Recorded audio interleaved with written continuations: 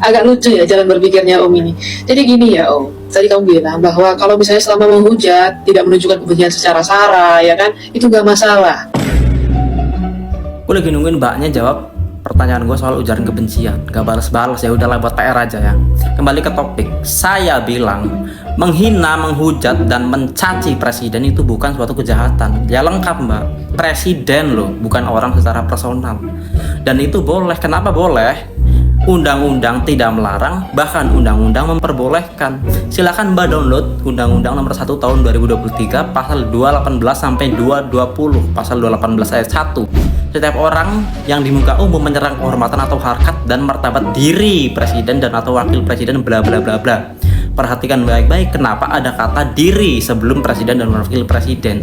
Itu yang disebut dengan konsep the king's two bodies dalam negara monarki, dan konsep res publica dan res privata dalam sistem republik yang kita anut. Dibahas di buku The Republic oleh Plato dan dibahas lebih lanjut oleh Hannah Arendt. Artinya apa? Kita boleh menghujat presiden dan atau wakil presiden selama yang dihujat adalah tubuh publiknya, bukan tubuh privatnya, bukan personalnya. Kita hujat kebijakan. Nah, ayat 2-nya Mbak menyatakan tidak merupakan penyerangan kehormatan atau harkat dan martabat sebagaimana dimaksud pada ayat 1 jika perbuatan dilakukan untuk kepentingan umum atau pembelaan diri. Nah, sampai sini gue kasih analoginya dulu. Misal presiden membuat kebijakan sertifikasi guru, tunjangan sertifikasi guru dihapus. Masa iya guru gak boleh marah dan menghujat? Berdasarkan pasal 2-nya jelas boleh.